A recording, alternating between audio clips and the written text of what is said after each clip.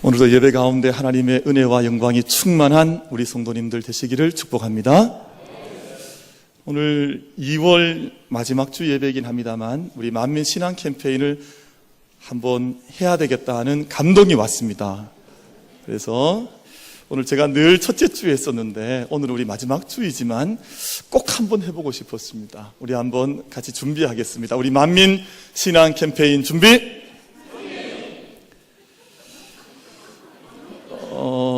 저희가 지난 2월 1일에 저 첫째 주에 말씀 나누기를 올해는 우리 만민으로 하자고 했는데 아직 한 달이 되지 않았네요. 조금 이렇게 기억이 벌써 이제 좀 가물가물해지시는 경향이 있는 것 같습니다.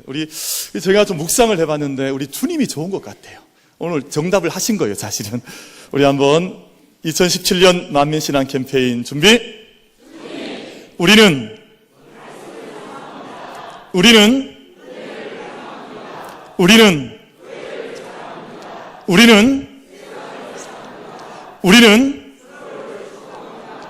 아멘. 아이고 잘하셨습니다. 제가 우리 다 이렇게 하시는 모습을 뵈니까 제가 점수를 드려야 되는데 점수를 89점 드릴 수 있을 것 같아요. 제 마음에 조금 1점만 더 높으면 우리가 90점이 되니까 오늘 예배 때 다 우리 99점 맞고 나가시기를 축복합니다. 우리 다시 한번 우리 90점, 우리 마음속에 이 고백을 좀 하나하나 정말 담으면서 정말 이것이 우리 안에 캠페인이 되고 우리 안에 실천이 되면 정말 역사가 일어나거든요. 그러니까 우리 5가지 우리 만민신앙 캠페인을 다시 한번 마음속에 잘 담고 고백하면서 다시 한번 하겠습니다. 우리 만민신앙 2017년 캠페인 준비. 우리는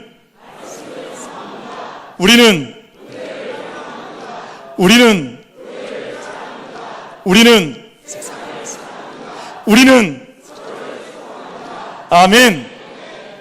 아이 잘하셨습니다. 100점 드리겠습니다.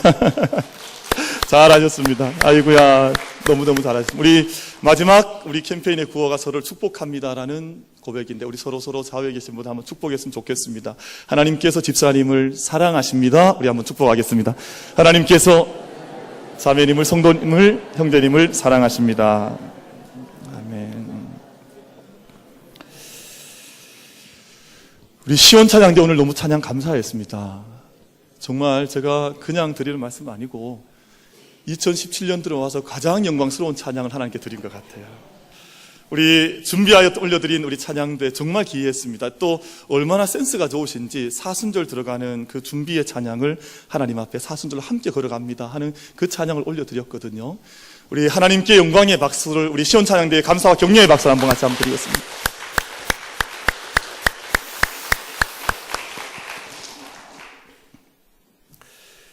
모든 시대는 그 시대마다 특별한 그 시대의 패러다임을 가지고 있습니다.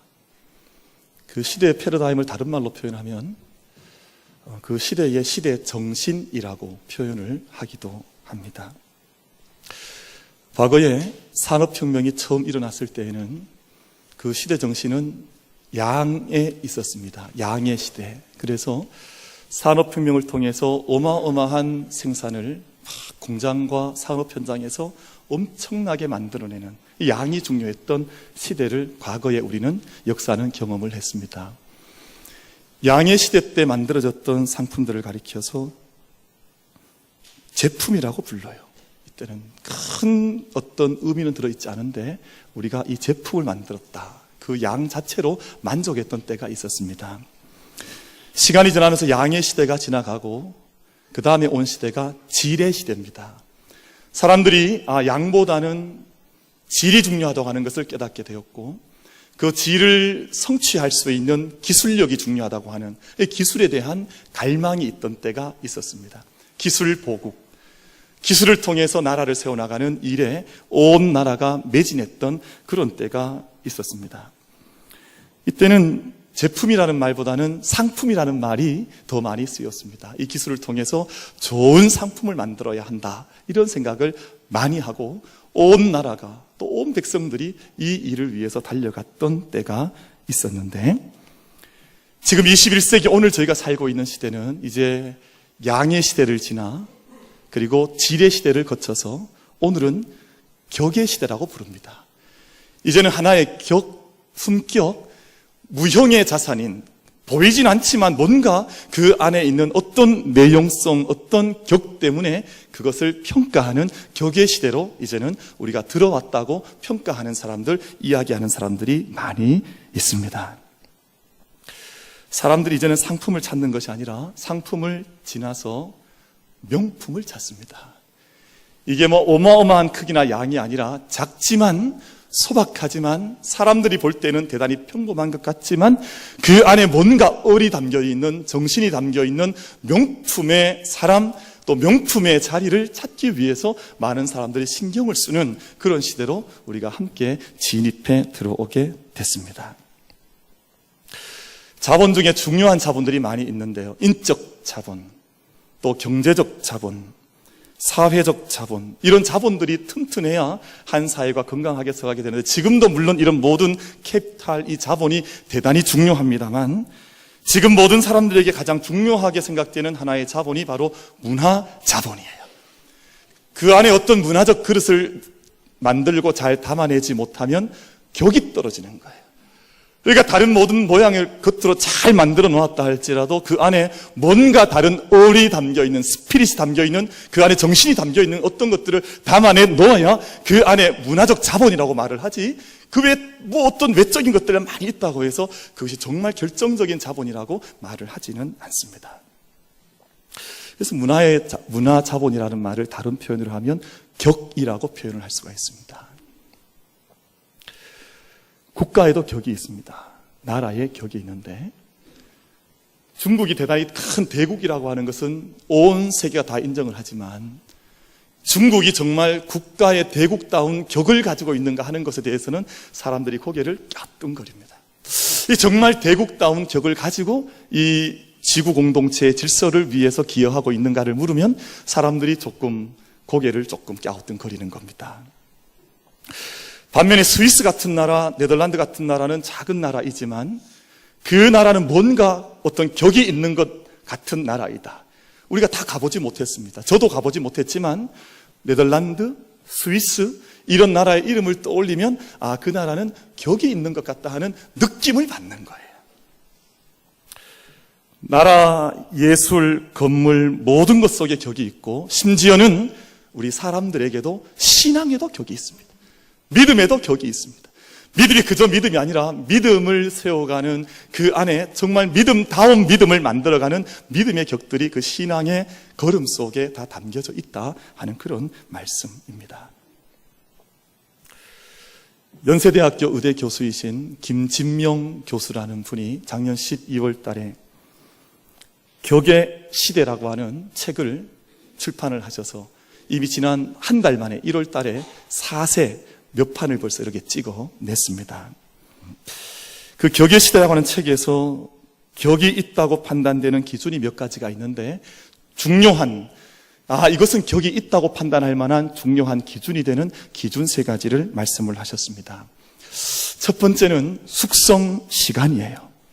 오랜 시간을 통해서 그 안에 우직함, 한결같음이 그 안에 담겨져 있을 때 거기에 격이 결정된다는 겁니다.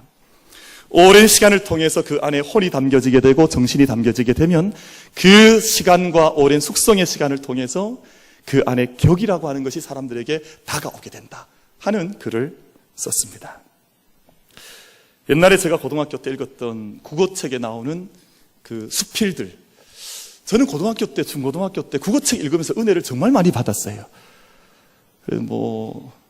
김소월 시인의 시인을 읽으면서도 감동을 받고, 그 소설도 읽으면서, 수필을 읽으면서 감동을 받고 했는데, 그 가운데 한 가지가 방망이 깎는 노인이라고 하는 그 수필이 있었어요. 근데 방망이 깎는 노인이 오랜 자기의 평생을 들여서 방망이 하나를 깎았는데 그 안에 격이 있는 거예요. 그 안에 혼이 담겨 있는 거예요. 방망이 만드는 그 예술의 혼이, 그 장인의 혼이 그 안에 담겨져 있으니까 그 어른이, 방망이 깎는 어른이 참 귀한 격이 있으신 분이구나 하는 느낌을 제가 그 글을 통해서 고등학교 때 받았던 적이 있습니다. 일본에 가면 1300년 된 호시료칸이라고 하는 여관이 있습니다. 여관이 1300년. 한 세월을 이 여관을 이렇게 운영을 해오다 보니까 호시력한, 이 여관이 아무리 세상에 무슨 힐튼 호텔이니 무슨 호텔이니 많은 호텔이 있어도, 아무리 화려한 호텔을 지어놓아도 이 호시력한 1300년의 세월의 무게에 견주면 이 호텔들은 이 여관에 비할 수가 없는, 격이 떨어지는 그런 모양을 우리가 느끼게 된다는 것입니다. 두 번째 격의 중요한 기준이 뭐냐? 태도입니다. 태도. attitude라고 하는 이 태도. 모든 사람은 다 태도를 가지고 있습니다. 지금 여러분들은 예배를 하나님 앞에 올려드리는 태도를 가지고 있고, 저는 설교자로서의 태도를 가지고 있는데, 기도자는 기도자의 태도, 학문하는 사람은 학문하는 자의 태도, 정치하는 이는 정치하는 이의 태도, 우리 선생님들은 선생님의 교사의 태도, 모든 태도들을 다 가지고 있는데, 그 사람의 몸짓 속에 사람의 격이라고 하는, 그 인생의 격이라고 하는 것이 자연스럽게 흘러나오게 된다 하는 것이 두 번째 기준으로 말씀을 했습니다. 세 번째가 절제입니다. 절제. 지나치지 않는 것. 한잔말 가운데 과공비례라고 하는 말이 있는데, 공손도 지나치면 예의에 벗어나는 것이다. 늘 절제할 수 있는, 내가 아무리 많은 것을 하고 싶어도, 할 수 있어도 그것을 한 걸음 깊게 숨을 들이쉬고 내가 한번 참을 수 있는, 내가 아무리 좋은 일이 있어도 세상의 많은 사람들을 위해서 그것을 인내하며 조금 내 한숨 내 마음속으로 걷어들여 같이 발걸음을 맞출 수 있는 어떤 이 격이 있어야, 이 절제가 있어야 이것이 참된 인생의 격이 아닌가 하는 그런 세 가지 격을 이제 이야기를 격의 시대라고 하는 책에서 제안을 하고 있습니다. 전적으로 동의합니다. 병원. 예전에는, 지금까지는, 이전 세대까지는 병원은 진료를 잘 하고 또 이제 처방을 잘 내리고 주사를 잘 주거나 수술을 잘하면 좋은 병원이라고 생각했는데, 최근에 이제 병원에 어떤 변화들이 이렇게 일어나기를 시작을 했습니다. 그래서 요즘은 병원이 무엇과 경쟁을 하기 시작했냐 하면, 병원이 호텔과 경쟁을 하기 시작한 거예요. 그러니까 병원의 어떤 정체성 속에 이제는 주사만 잘 넣는 것이 아니라, 그냥 수술만 잘하는 것이 아니라, 이 안에 호텔과 병원이 유사한 점이 많기 때문에 호텔의 많은 성격들을 이제 병원이 가져가야 한다 하는 그런 인식의 변화들이 나타나기를 시작을 했습니다. 원래 이 병원과 호텔이라고 하는 말은 같은 어원을 가지고 있습니다. hospitality라고 하는 이 환대라고 하는 말이, 영어에서 환대라는 말인데요, 여기에서 hospital, 병원이라고 하는 말이 나왔습니다. 그리고 호텔이라고 하는 말이, 단어가 여기에서 나왔어요. 그러니까 많은 사람들이 함께 찾아와서 함께 머물고 하는 곳인데, 환대해야 한다고 하는 기본적인 정신 속에서 호텔이라는 말과 그리고 병원, 하스피털이라고 하는 말이 동시에 나오게 된 것입니다. 이 차이점과 공통점이 있는데, 일단 병원과 호텔의 공통점이 뭐일 것 같습니까? 일단 방이 많아요. 모든 큰 빌딩 속에 방방이 다 있는 것이 두 이제 기관의 공통점이에요. 그리고 사람들이 들어오면 그날 바로 가는 것이 아니라 잠을 자고 간다고 하는 공통점이 있습니다. 근데 큰 차이점이 한 가지가 있는데, 호텔에서 근무하는 사람이 자기 친구를 호텔에 초청하면 초청받는 사람이 대단히 기뻐합니다. 내가 호텔에 드디어 놀러를 가게 생겼구나, 호텔 구경을 가야지 해서 기품으로 달려가는데, 병원에 근무하는 친구가 초청을 하면 대단히 사람들이 싫어합니다. 이 큰 병원과 호텔의 결정적인 차이점이에요. 그런데 지금은 이제 병원의 격들이 변하기를 시작을 해서 병원 속에 새로운 인식들이 생겨나기를 시작을 했어요. 단지 수술 잘해서 칼로 째고 봉합하고 수술하는 정도가 아니라, 사람들이 찾아올 수 있는, 사람들이 여기에 올 때 함께 인간다움을 느낄 수 있는 그런 삶의 공간으로 새롭게 태어나게 하는 것이 중요하다, 이런 인식을 하게 된 것이죠. 그래서 어떤 병원에 가보면 병원 로비에 예술 작품을 설치를 해놓아서, 오면 이게 무슨 문화예술회관인지 병원인지 모를 만큼 유명한 작가의 설치 예술을, 작품을 그 병원 로비에다가 탁하니 걸어놓은 그런 병원들이 있습니다. 그리고 모든 승강기나 계단 속에도 사람이 인식할 듯 인식하지 못할 듯 정말 좋은 스피커들을 설치를 해서 음악을 쫙 이렇게 틀어주는 그런 병원들이 생겨나기를 시작을 했습니다. 어떤 병원에서는 1년 내내 환자들과 보호자들을 위해서 얼마나 걱정이 많습니까? 환자들 두렵죠. 환자복 입은 것 자체가 벌써 불편함이 많은데 그 보호자들 얼마나 가슴속에 아픔이 많습니까? 그 보살피려면 얼마나 힘든 일이 많아요. 그러니까 병원 로비에서 힐링 음악회를 여는 거예요. 근데 음악회가 그저 수준 낮은 그런 음악회가 아니라 정말 TV에나 나올 법한 좋은 사람들을 불러다가, 예술가들을 불러다가 이제 공연을 하고 음악을 들려주고 어떤 퍼포먼스를 하는 그런 일들이 병원 안에서 이제 많이 생겨나게, 요즘 병원 가보시면 다 아시겠죠? 그런 의미 있는 변화들이 병원 안에서 생겨나기를 시작을 했습니다. 서울에 가면 세브란스라고 하는 병원이 있는데, 선교사님들께서 우리 한국당 100여 년 전에 처음 조선 땅을 밟았을 때 광해원이라고 하는 이제 의료기관을 짓고, 헬렌이죠. 헬렌 선교사께서 처음 병원을 열고 당시에 이제 황제를 치유했던 곳인데, 거기에 이제 지금은 세브란스 병원이 들어서지 않았습니까? 그런데 세브란스 병원에 가면 특별한 공간이 있는데 아트 스페이스라고 하는 그 갤러리가 있습니다. 병원 안에 갤러리가 있는 거예요. 근데 갤러리 안에 누구의 작품이 많이 전시되어져 있냐 하면 백남준 선생의 작품이 전시가 되어 있는 거예요. 그러니까 이게 정말 어디 가도 흔히 볼 수 없는 작품들이 병원 안에 설치가 되어 있으니까 사람들이 그 안에 찾아와서 세브란스 정신이 병원이 가지고 있는 이 기본적인 신앙적 가치관과 정신들을 병원에 와서 은연중에 배워가기를 시작을 하는 겁니다. 이 작품 속에 세브란스 병원이 담고자 하는 것이 구원과 생명수라고 하는 두 가지 아이디어를 담아놓은 거예요. 이 모든 병원 구석구석을 다닐 때마다 내가 병원에 와서 여기서 구원받을 수 있겠구나, 내가 나을 수 있겠구나 하는 그런 인식들, 그리고 이 병원의 생활을 통해서 생명수의 은혜가 내게 흘러올 수 있겠구나 하는 무언의 이 무의식 중의 인식들을 이 환자들한테 가지게 하는 겁니다. 세브란스 병원이 이 자신들의 병원의 격을 높이기 위해서 결정적으로 이렇게 실천하기 시작한 세 가지 실천 사항이 있는데, 첫 번째가 뭐냐 하면, 여러분 수술 받을 때 수술 받는 환자가 가장 두려운 자리가 어디일 것 같습니까? 내가 오늘 수술을 받습니다. 병원에 가서 입원을 했다가 이제 병실에 있다가 수술실로 들어가야 하는데 가장 무섭고 가장 두려울 때가 언제일 것 같습니까? 다 아시죠? 고개는 끄덕이시 잘 아시는지 모르겠습니다만 어쨌든 그런 때가 언제냐 하면, 제가 신방을 많이 가봐서 병원에 가보면 그 병실에 있을 때는 좀 괜찮으세요.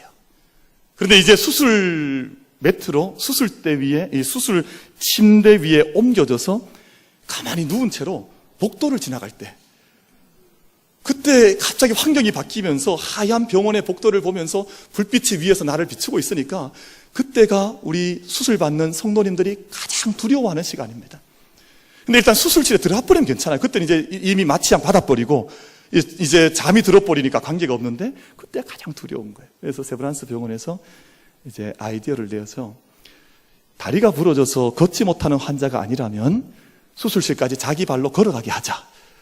지금 이제 세브란스 병원에서는 그래서 이제 침대 위에서 눕혀서 데려가지는 않습니다.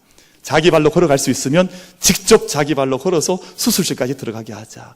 작은 변화인데 어마어마한 변화예요. 수술을 받는 환자들의 마음속에 두려움 없이 그 길을 갈 수 있는 그런 마음을 사람들이 가지게 된 겁니다. 두 번째 프로젝트, 실천 프로젝트가 뭐냐 하면 기도하는 의사 프로젝트예요. 환자들이 이제 수술 받기 직전에 수술실에 들어갔는데 마취하기 직전에 동의를 구합니다.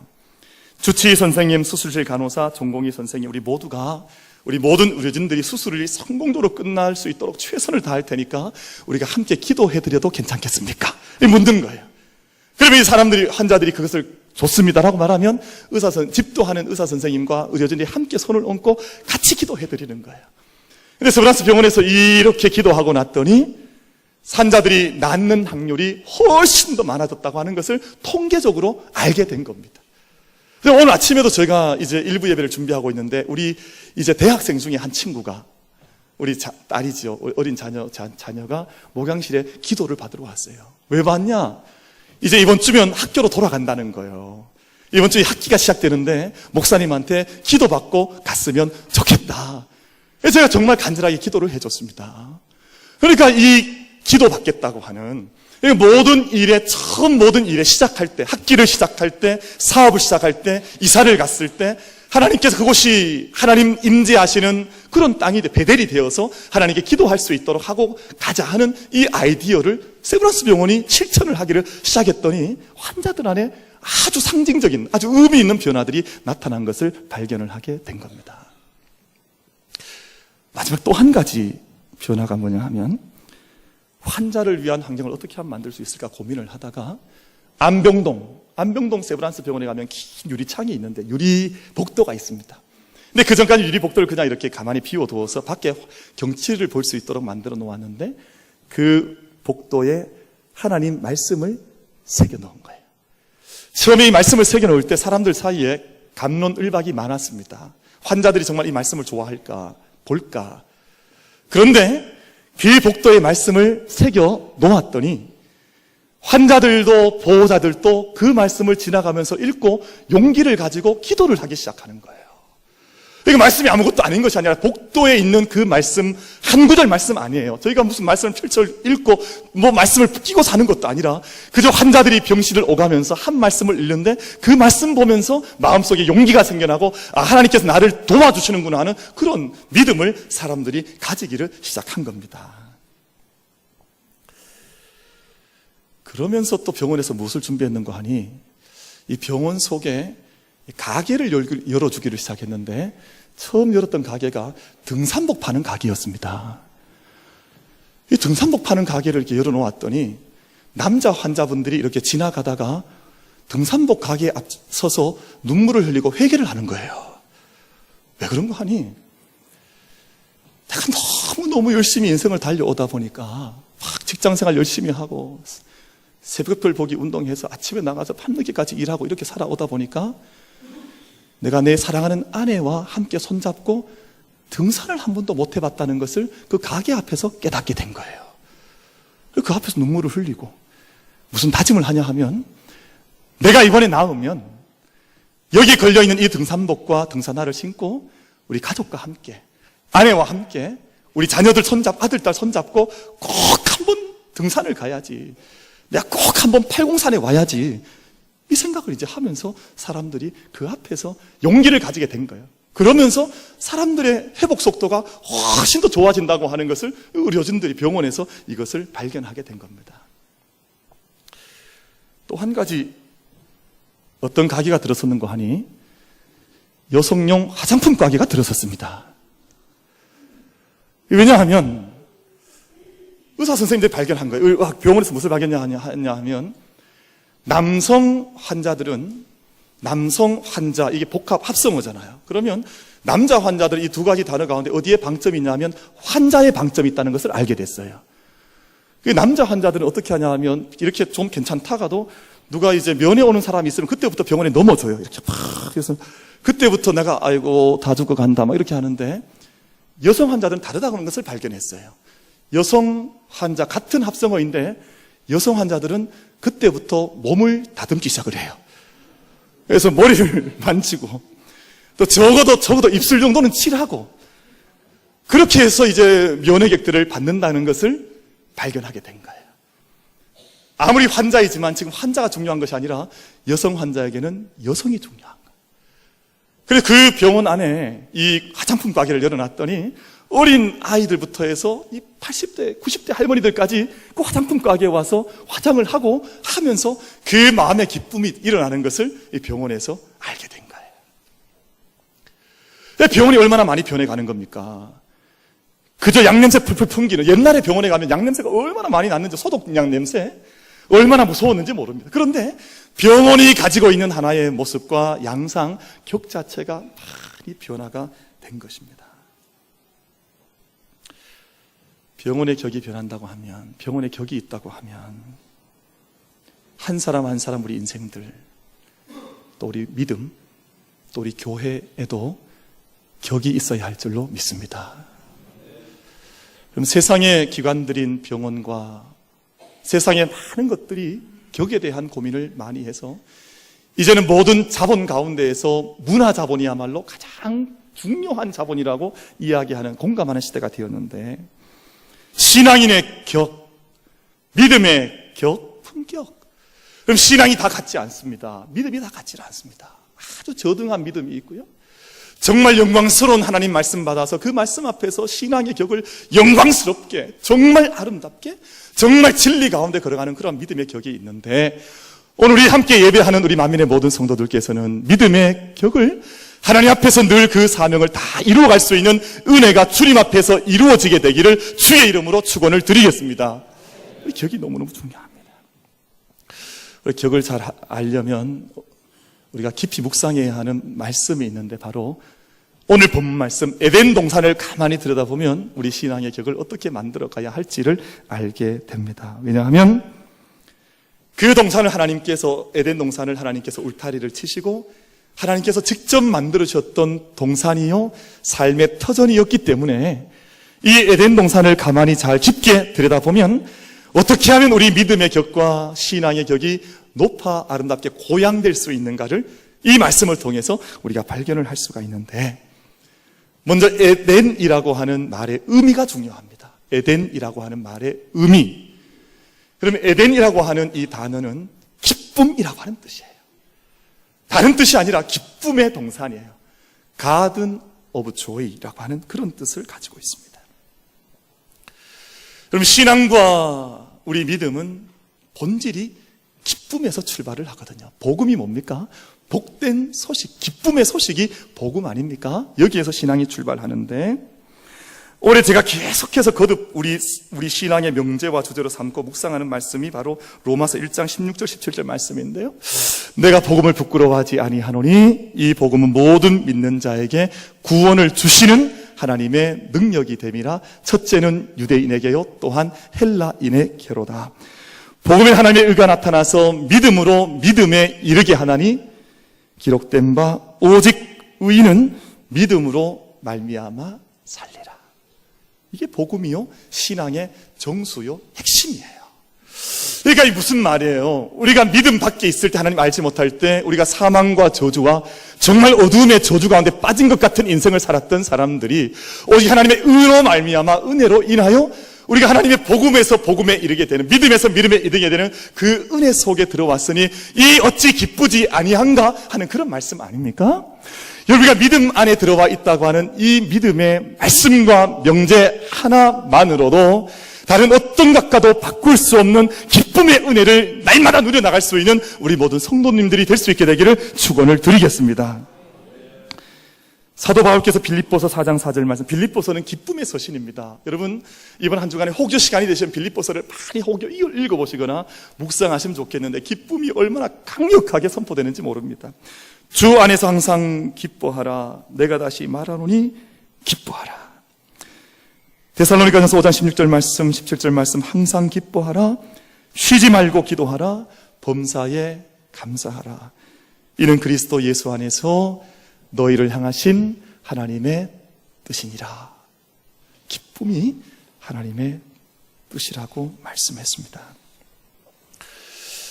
제가 어제 오전 10시, 11시경에 우리 사흘 동안 집회를 인도해 주신 김명경 목사님을 이제 숙소에서 이제 서울로 배웅을 해드리고, 오후에는 우리 경북노회 안에 있는 청년연합회 집회가 금요일, 토요일 1박 2일 동안 있었는데, 제가 경북노회 청년연합회 현재 그 지도 목사이기 때문에 금요일은 제가 우리 사경회가 있으니까 가지 못했고, 토요일 오후에 제가 그 폐 예배 가서 말씀을 전하고 그리고 잠시 기도하고 돌아오는 그런 시간을 어제 오후에 가졌습니다.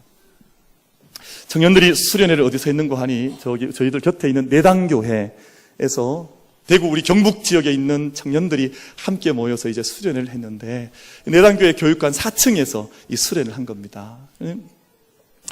제가 이제 그 4층에 1층에 주차를 하고 이제 올라가서 4층에 가는데 청년들이 그 안에서 이런저런 이제 이야기와 집회하는 소리가 들리더라고요. 그래서 제가 이제 문을 열고 턱 들어갔더니 그 모임을 이끌어가는 청년연합회 회장이 만민교회 김영근 목사님이 오셨습니다.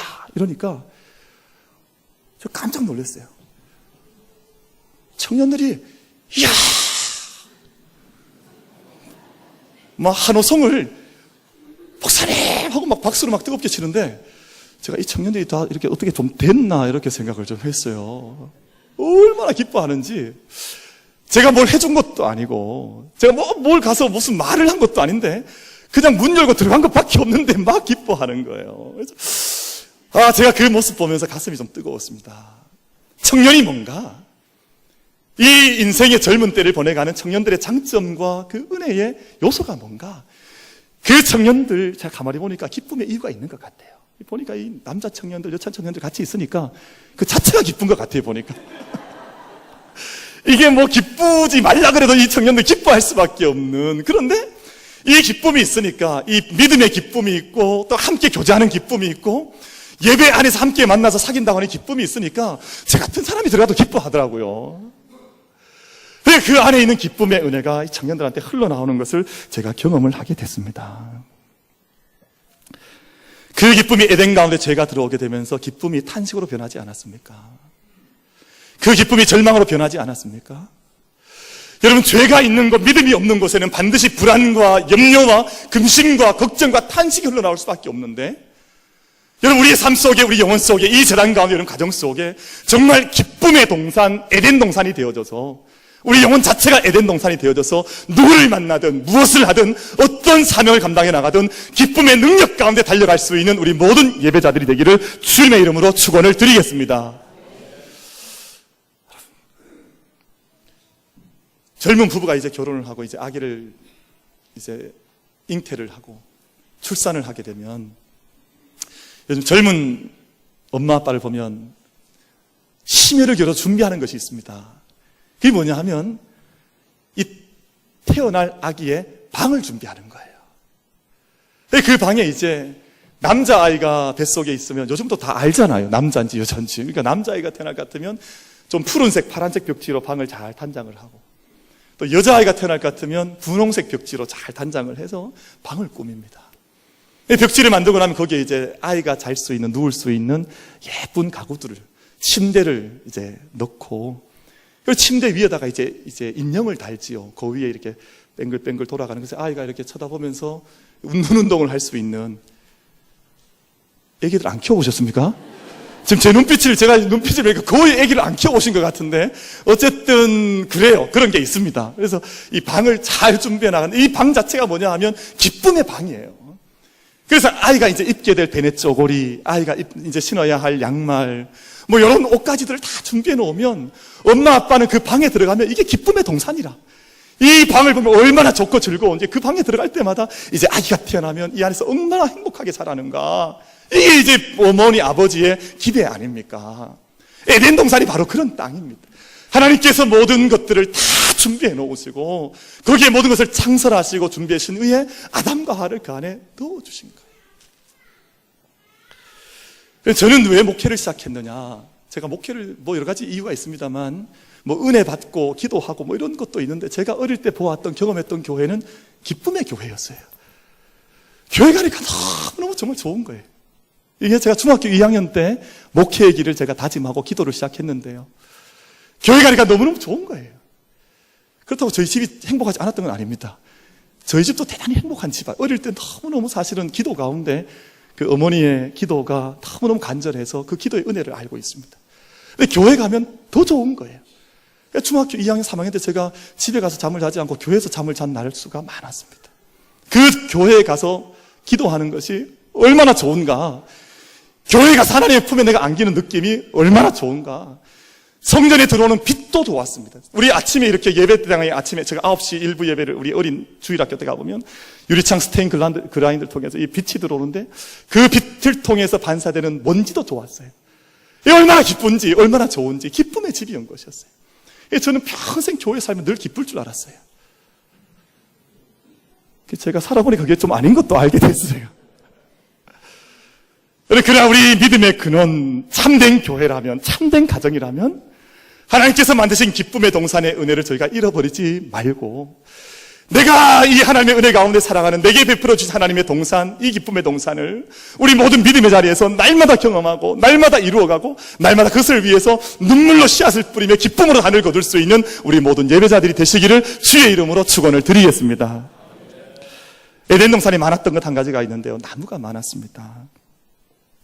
우리나라는 특별히 나무의 종류가 전 세계에서 가장 많다시피 한 그런 나라입니다. 왜냐하면 이 한대와 이 난대가 함께, 추운 지역과 따뜻한 지역이 함께 있기 때문에 우리나라에 자라고 있는 나무의 종류의 숫자가 1000종이 넘는답니다. 얼마나 많은 나무가 있는 거예요. 그런데 그 가운데 꽃나무도 있고, 열매를 따는 열매나무도 있고, 가구를 만드는 가구를 위한 나무도 있고, 나무의 종류가 얼마나 다양한지 모릅니다. 그런데 우리나라 나무 중에서 최고로 치는 나무가 어디 있냐 하면 봉화에 있습니다. 우리 송경수 장로님 고향이 이제 봉화이신데, 거기에 가면 봉화, 금강송, 춘향목이라고 부르는 장로님 맞지요? 그 나무가 최고의 나무예요. 그 나무의 질과 결이 얼마나 좋은지, 옛날에 한양에서 궁궐을 짓거나 또 난대 무슨 이런 국가의 중요한 것을 만들 때는 춘향목을 이렇게 가져다가, 옛날에 전국의 군수 중에서 최고의 군수 자리가 어디냐 하면 춘향군수였습니다. 안동이 대단하다 그러지만 안동군수보다 춘향군수를 더 쳤어요. 왜냐하면 거기 춘향목을 관장한다고 하는 권한 때문에 그런 전통이 있어 왔었더랬습니다. 나무가 얼마나 중요합니까? 하나님께서 근데 에덴 동산에 수많은 나무들을 심어주시고, 특별히 동산 중앙 에덴에 두 나무를 심어주셨는데, 바로 그것이 생명나무와 선악을 알게 하는 나무를 심어주신 거예요. 여러분, 근데 요한계시록 마지막 22장이나 또 요한계시록의 중요한 말씀을 읽어보면, 이 생명나무, 하나님께서 처음 허락하신 이 나무를 인간의 타락 후에는 하나님께서 금하셨는데, 그것이 그 길로 가는 길이 열린다고 하는 것을 요한계시록 마지막 장에서 확고하게 말씀을 선포해주고 있는데, 근데 모든 나무는 다 허락했는데 그 가운데에서 선악을 알게 하는 나무 하나님께서 금하셨습니다. 이게 무슨 뜻이냐 하면, 우리가 참된 복을 누리고 살아가는 것이, 내가 하고 싶은 것, 누리고 싶은 것, 내 욕망대로, 내 자유대로 다 해나가는 것에 참된 복이 있지 않다는 거예요. 하나님 말씀과 하나님의 계명을 따라서 하나님께서 스탑! 하면 내 생각도 내 삶도 멈춰 설 수 있을 때 인생의 참된 행복과 은혜가 그 자리에 임하는 것이지, 인간이 무한한 욕망과 무한한 자유 속에서, 탐욕 속에서 방종하는 삶 속에는 절대 하나님의 에덴의 동산이 이루어질 수 없다고 하는 것을 하나님께서 에덴을 통해서 우리에게 말씀해 주셨습니다. 여러분, 사람이 마음껏 자유를 누리는 것이 좋은 것이 아닙니다. 마음껏 자기의 방종대로, 내가 많은 물질이 있다고 해서 물질을 마음껏 자기 마음대로 쓰는 것이 복이 아닙니다. 내 삶의 모든 자리자리마다 하나님께서 하라고 명하시는 것, 하지 말라고 말씀하시는 모든 것 속에 믿음의 선악과의 나무를 늘 확인할 수 있는 저와 여러분이 되기를 간절히 바랍니다. 내가 할 수 있는 것을 생각해 하시는 그 은혜, 내가 염려하고 걱정했지만 아무것도 염려하지 말고 믿음으로 구하면 내 생각과 내 뜻을 지켜주신 하나님의 그 은혜, 늘 믿음으로 그 나무가 발견되어져서 내가 가야 할 길과 멈춰서야 할 길을 주님 앞에서 확인할 수 있는 믿음의 격을, 여러분, 그것을 알지 못하면 격이 없는 것이에요.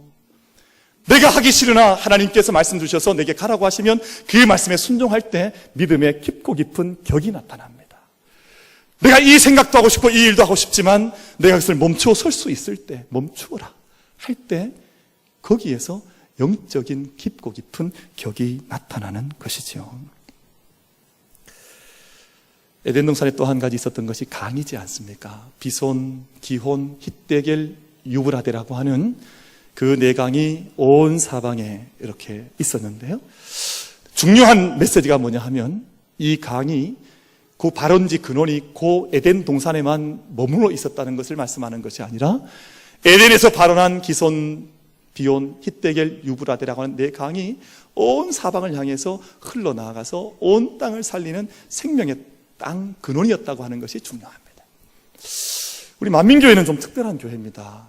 왜냐하면 여러분 한번 잘 동서남북을 한번 잘 살펴보십시오. 이 오른 이쪽, 지금 이쪽에 나가시면 뭐가 있냐 하면 이 정부 기관과 그리고 그 마트가 있어요. 그렇죠? 이쪽에 오른쪽에 자리 잡고 있습니다. 그리고 저 정면, 제가 보고 있는 저 정면, 우리 성도님들 지금 예배 뒷자리 보시면 여기는 주택가가 그냥 가득 이렇게 주택가가 들어와 있습니다. 그리고 왼쪽에 이제 여러분 오른쪽 여기 보시면 여기에는 상가와 아파트가 또 들어와 있습니다. 그리고 여러분 보고 있는 이 뒤쪽으로, 이쪽으로 가시면 이제 이쪽에는 공단이 형성되어 있습니다. 제가 이렇게 가만히 많이 생각을 해봤는데, 한국교회 안에 동서남북에 이렇게 다양한 이 터전의 중심에 세워진 교회는 우리 만민교회밖에 없더라고요. 이게 얼마나 귀하냐. 학교와 관공서와 주택과 아파트와 기업까지 온 사방에 이렇게 모든 삶의 자리들을 우리에게 펼쳐주신 것은 우리 재단에서 흘러나오는 기도와 말씀이 온 땅 가운데 흘러들어가 이 땅의 삶의 믿음의 격을 높이라는 주님의 분명한 메시지와 명령이 우리 가운데 있는 줄로 믿습니다. 말씀을 정리하고 싶습니다. 에덴의 품격이 뭡니까? 기쁨이 있어야 하고 절제가 있어야 하고 생명이 있어야 한다고 말씀을 드렸습니다. 우리 인생의 격, 세상의 모든 삶이 이제는 문화의 가치를 중요하게 생각하는 시대인데, 문화는 보이지 않는 무형의 자산인데요.